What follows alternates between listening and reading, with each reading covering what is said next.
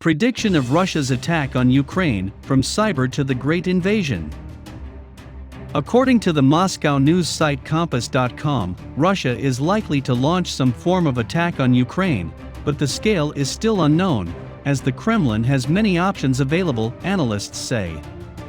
Moscow has in recent weeks amassed about 100,000 troops near the border with Ukraine, sparking fears that the most serious East-West conflict since the Cold War is about to break out.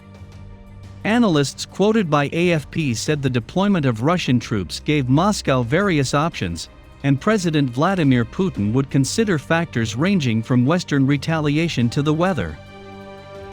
From a military point of view, Russia is preparing for a number of possibilities, from psychological agitation through cyberspace and informational means to a full-scale invasion, said Matthew Bolhue, researcher at Chatham House, a London-based organization. Think tank. For Moscow, the question is no longer if, but when and how to intervene in Ukraine, he said, arguing that Russia is just waiting for an excuse.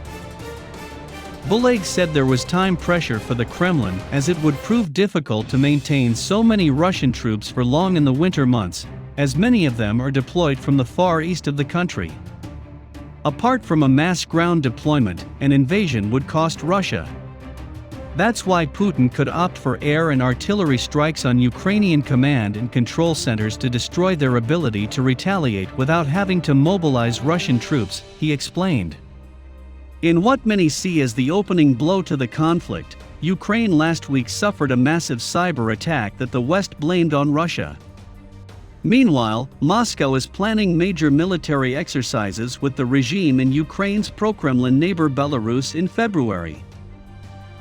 Russia likes to play with forces that can calibrate crises from total de-escalation to total war, so they have all the options, said William Alberk of the International Institute for Strategic Studies. He said these options range from cyber and information warfare to large-scale invasions. Russia, want something from Ukraine, he added. Alberk continued, the change of season from winter to spring provides another factor.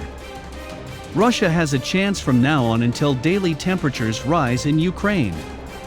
The last thing they want is to operate the tanks in the spring, because they will really stagnate, he said. Meanwhile, research professor Pavel Baev at the Peace Research Institute Oslo estimates the airstrikes will most likely be carried out by Russia given Ukraine's inability to respond significantly. He said the large number of Russian troops deployed at the border was not enough for a full-scale invasion and occupation of Ukraine. When in 1968 the Soviet Union entered Czechoslovakia, which is a small country, they had at least twice as many Russian troops on the Ukrainian border, he said. Keir Giles, director of research at the Research Center for Conflict Studies, said Russia had many options other than a ground invasion to achieve its goals. Russia could launch a ground invasion if it wanted to, but that would be expensive, messy and above all unpredictable, he said.